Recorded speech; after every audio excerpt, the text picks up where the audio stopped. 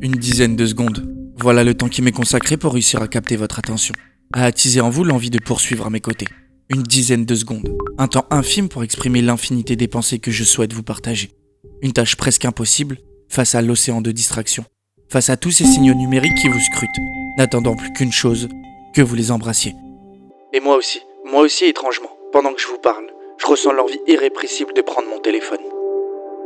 Les réseaux sociaux sont la prophétie de l'enfermement promise par la nature humaine. Enfin, elle a trouvé le moyen d'errer dans le labyrinthe du plaisir.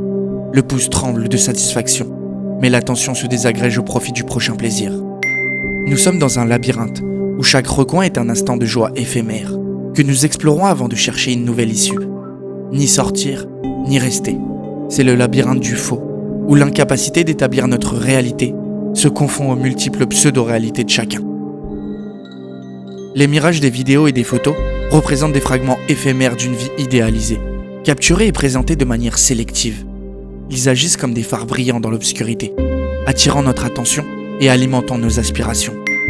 Ces images créent une illusion de perfection, une réalité altérée où chaque moment semble exceptionnel et chaque expérience extraordinaire.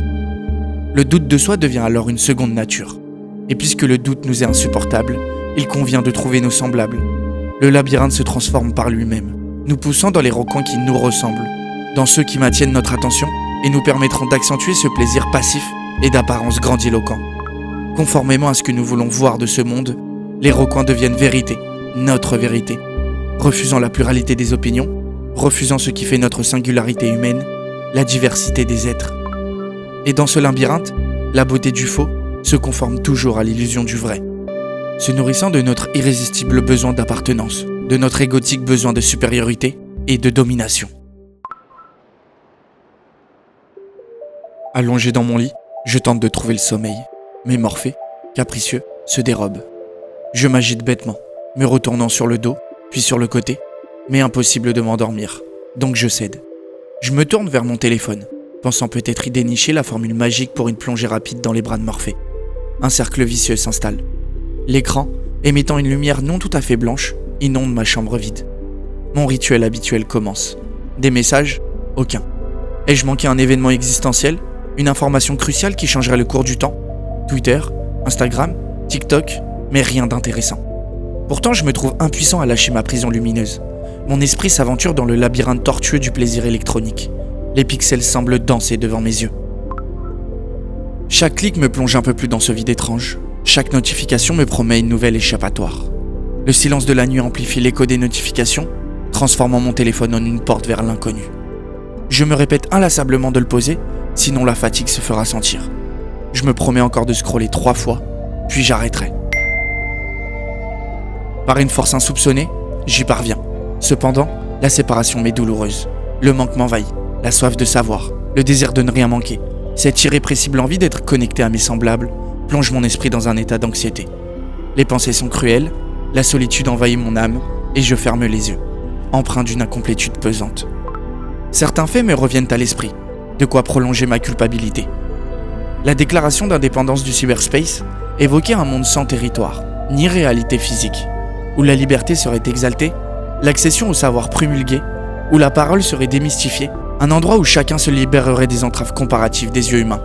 Une civilisation de l'esprit devait naître, basée sur une connaissance partagée, un collectif connecté appelé à changer l'évolution de notre espèce. Mais finalement, cela ne semblait n'être qu'une vision pleine de chimères, qui semblait oublier la réalité qui régit l'homme moderne, l'argent, le maître de nos décisions. 1h du matin. Le réveil s'annonce brutal, et pourtant je continue de m'accrocher à ce fil numérique, comme si j'y trouverais une lumière dans l'obscurité. Mais en réalité, c'est un enfermement. Je m'endors, accroché au sein du fatalisme, une fatalité qui, je crois, nourrit ma haine. Haine du faux, haine du paraître, laissant de côté le beau et sa vérité. Le dilemme est simple. Soit je rejette le numérique, et donc je m'isole, soit je l'accepte, ce qui reviendrait finalement à se perdre dans un océan de doute. Entre ennui et aliénation, le dilemme semble insoluble.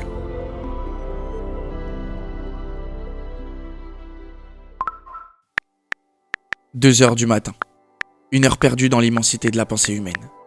Le bruit de chaque notification, crée un sentiment d'urgence que je dois vérifier. Une étrange sensation me submerge.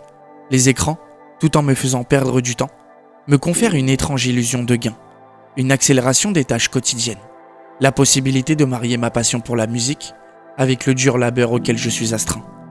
Le temps n'est plus mesuré en 24 heures, mais en une trentaine. Les journées s'étirent, s'étendent, les longs trajets semblent se contracter, et le simple acte de faire le ménage ne peut se concevoir sans la complicité de Spotify. C'est l'illusion d'un allongement infini de ma journée, pourtant ressentie comme si courte. Tiens, Morphée m'observe, je le sens.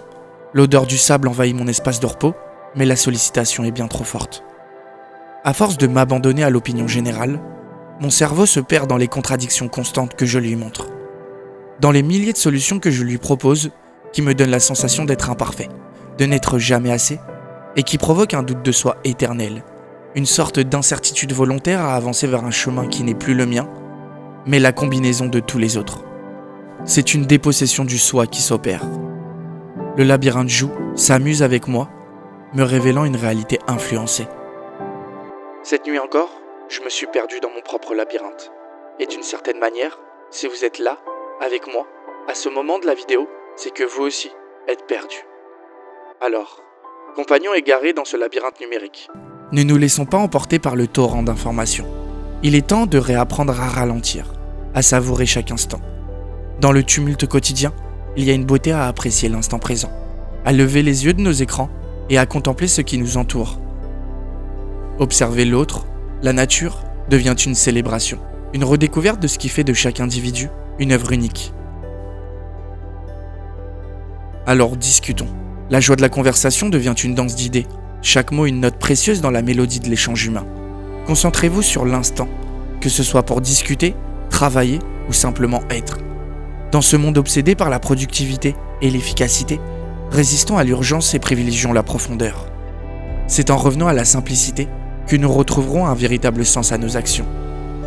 Les écrans lumineux sont les sirènes modernes qui cherchent à séduire notre âme avec leur chant hypnotique. Ne perdons pas notre soi à force de maltraitance numérique et d'influence pixelisée.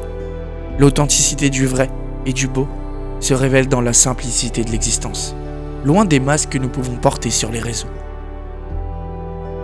Apprenons à observer le monde autour de nous, à écouter les sons, à ressentir ce qui est là, sans filtre. N'oublions jamais que l'équilibre est la vertu suprême. Il ne faut ni se couper du monde moderne, ni le nourrir. Il faut s'en servir intelligemment et s'en détacher silencieusement.